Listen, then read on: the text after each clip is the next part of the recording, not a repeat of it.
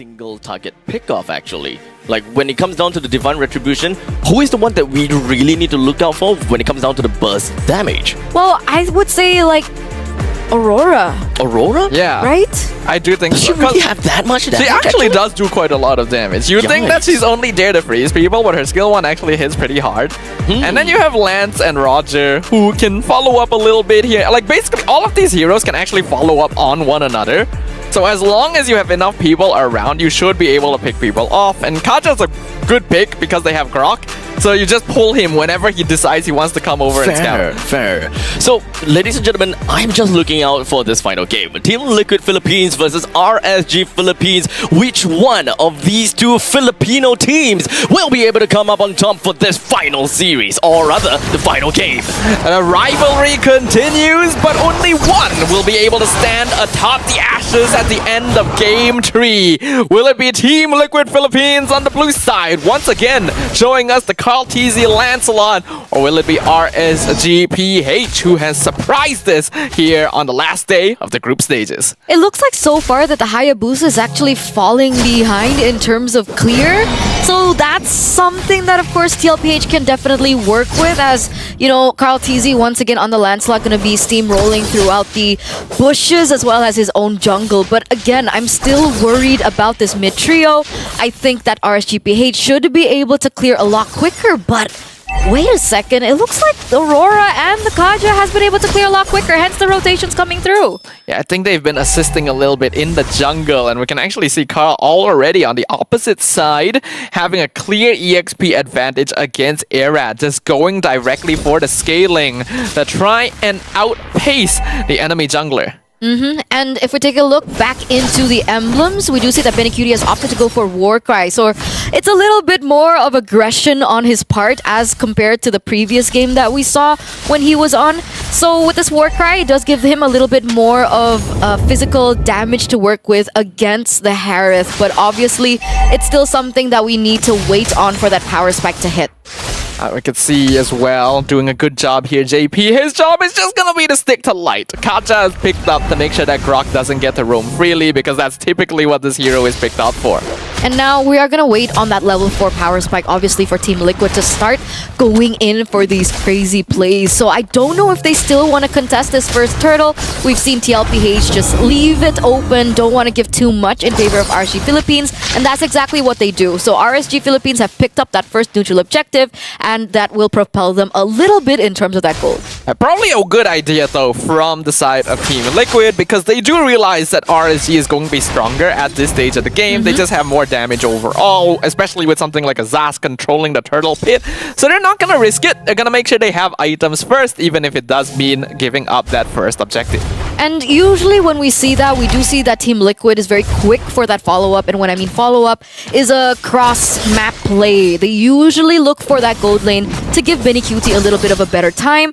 But it looks like RSG Philippines are actually very quick in the rotation. They're actually denying that from going in. But wait a second. Here comes JP. Flicker Divine Judgment on the Grok. Exactly who he expected. And that's first blood for Tlph. He went jumping into the backline to poke Erad a little bit. This does be... It's an expected outcome, but it looks like... Oh, Sanji? Erad wants to pop the passive at least, but Sanji actually able to keep it intact. Not enough damage. Okay, so both of these teams are actually pulling the punches in the earlier stage of the game, and technically, we're also waiting for Benecutie to pick up that first item. Hasn't necessarily had his time to get there just yet. If we take a look at the level leaderboard, Tlph is ahead right now with 1 level in EXP as compared to Erad. And that is maybe the expectation that we're coming into for the next turtle to spawn. This is the time when Team Liquid maybe wants to look in for a pick-off first before they go in for the contention for the turtle. We can definitely see for sure, though, that this game is going a bit more slowly compared to the previous 2 games. Both teams have gained a good amount of respect for their opponents and don't want to be the ones making mistakes first. They're correctly identifying the window that they will be able to play around. So JP could be in a bit of trouble here while trying charge misses with the flicker. Divine Judgment pulls him into the tower, but there's no one there to follow up, so Light is fine. Kind of messy there. There's a lot of resources wasted already by both of these teams before they go for the neutral objective take. And technically, RSG Philippines, they do have a little bit more to work with, right? The Ruby has now joined into the team fight, and that's something that they need to be aware of coming into this turtle take.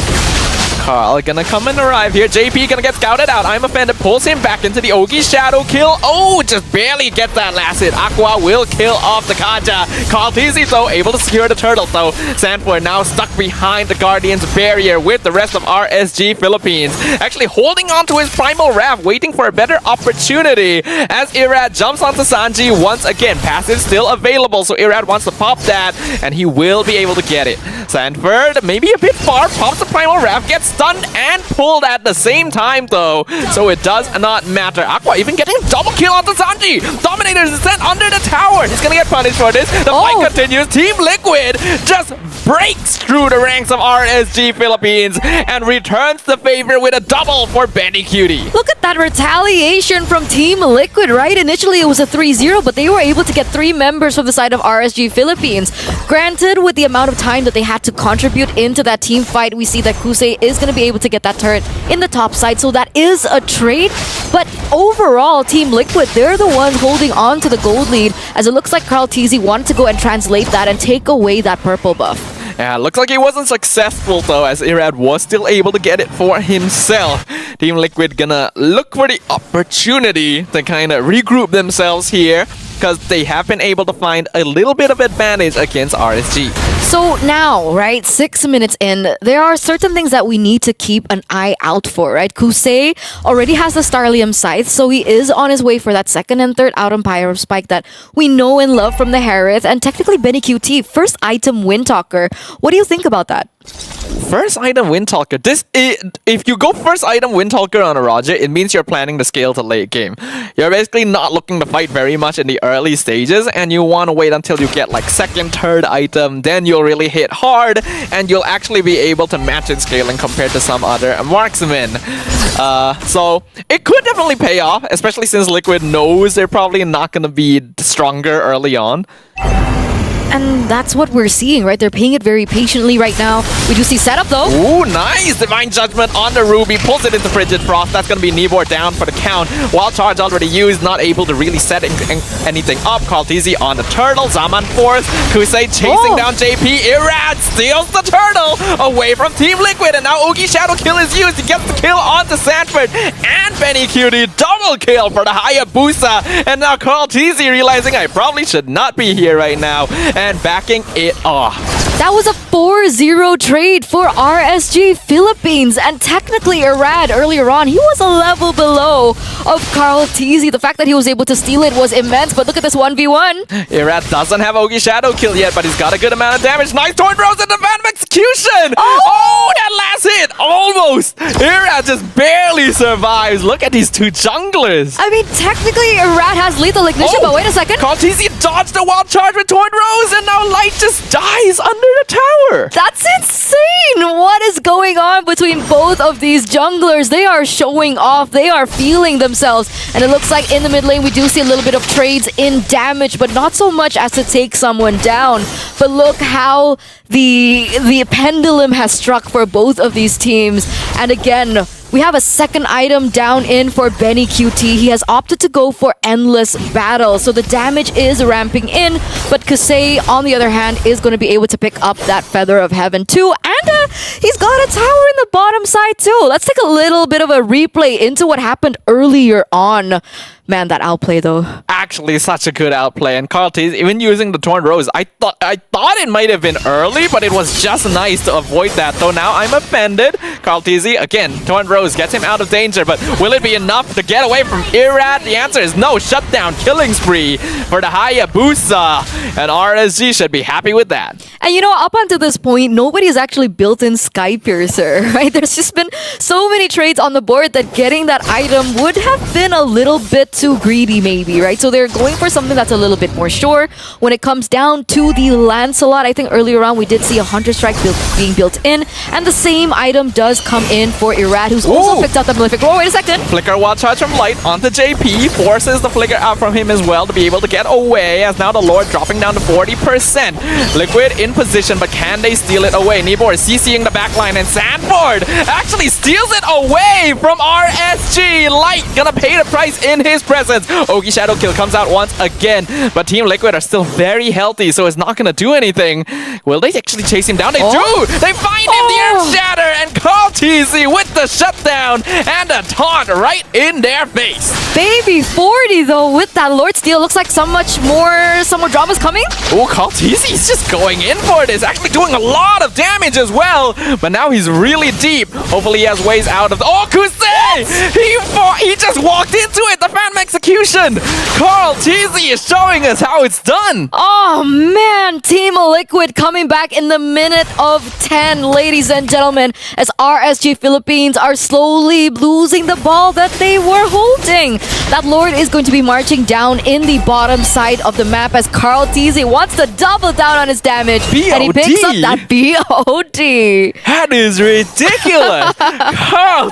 Okay, I mean, we are definitely seeing why Liquid wants to insist on Carl TZ playing Lancelot. He is doing a good show of it right now, and I don't think anyone can complain anymore about his assassin skills. And the problem was, right, in the drafts, the Ruby was left open, and I thought that that was one of the biggest mistakes that they did in the drafting phase, but it looks like up until this point, Nibor hasn't really found a moment to be able to stop Carl TZ. He's still sitting at a 5-1-3 KD. Wait a second, what? Wild Charge again. JP wasn't able to get the Divine Judgment. Frigid Frost used to zone out RSG as well. So a lot of resources committed on both sides. All players gonna choose to back away. By the way, Binicuti, BOD2. Oh my god, double BOD on Team Liquid. I mean, why not? Yeah, they're feeling the momentum. They are definitely feeling the swing, and up until this point, they do have a 4K gold lead, and they want to close this as soon as possible, not allowing RSG Philippines any time to retaliate. Sanford's stuck though. Ooh, in a bit of trouble, actually getting pulled in with the I Am Offender. Does he have Primal Wrath? Looks like he doesn't actually. Aqua just gonna get a free kill here. Light now scouting out Carl TZ. Flickers forward. Oh, he missed time to Wild Charge. Carl, the Torn Rose, understanding its limits. Technically, it's not too bad, right? Technically, losing Sanford there is not too bad, but obviously Team Liquid don't want to make this a pattern for themselves as we enter the mid-game, because they do have a little bit more time to set up for that Lord, and both of these teams are going to be corralling behind it. If we take a look into the items, we do see that there's a lot of aggression being built in from Team Liquid. We have 2 BODs for the Lancelot as well as the Roger. The Aurora is also really spiking in. Wait, what? Malefic Roar? Oh man, Carl TZ, he means business here. Going for a little bit more damage as well in his kit. Not going for hybrid this time around. Hunter Strike, BOD, and the Malefic Roar to top it all off. Both teams are just looking to brawl here. Even Irad has gotten his BOD. I could see Aqua looking to get a Sky Piercer next. He just completed it, actually. So they're just ready to fight, and they understand that they gotta make sure to do it properly, because we have seen so many comebacks from Bounty Gold being claimed. But Kusei doesn't have that Holy Crystal yet, stuff. I don't think he's ready for that big team fight yet. I don't think that damage is going to be enough, seeing as there's a lot of magical defense items from the side of Tlph to anticipate from that from happening. Does he go Divine Glaive first? But that would definitely put that Holy Crystal item power spike on hold for just a bit, right? We have Radiant Armor on Sanford. We do have the Athena Shield coming in from JP. Obviously, they're also respecting the damage output coming in from, of course, the Zast for Aqua. But yeah, again, the layering of skills. Oh, there you go. Holy Crystal, just got it. no Divine Glaive though.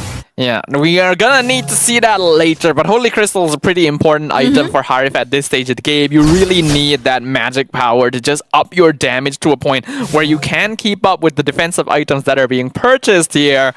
And we do see both teams kind of slowing it down. Team Liquid backing off to make sure that they're not losing too many structures to the pushes being set up by RSG. And even though RSG kind of have a clear shot at the Lord, they also don't want to risk starting it. No, they don't. Not up until this point, right? It really boils down for JP. I think there's a lot of pressure for JP right now because if he's going to be able to get that perfect Divine Judgment combination with a flicker in and everybody's able to follow up on that damage, even out the playing field a little bit more, that is going to be detrimental to the success of Tlph in this upcoming team fight. Seeing as RSG Philippines, they have a lot going for them, and there it is! He found the Divine Judgment into the Frigid Frost, and Light is gone. Killing spree for the Roger, and Carl, a beautiful flicker. I'm offended over the wall, but is it going to be enough? Carl still able to get out Sanford. Not even using his primal wrath just yet. RSG not able to punish Liquid for their aggression, and now this could be a chance. But he's so low. Okay, Tlph opens up with the Haas Claws, should be able to get that HP back in no time. But the fact that that will be able to deny that Lord take eventually, but let's see the retaliation from RSG Philippines. Nibor, he's got I'm Offended back up, so he's gonna be the main initiator right now since Light is gone.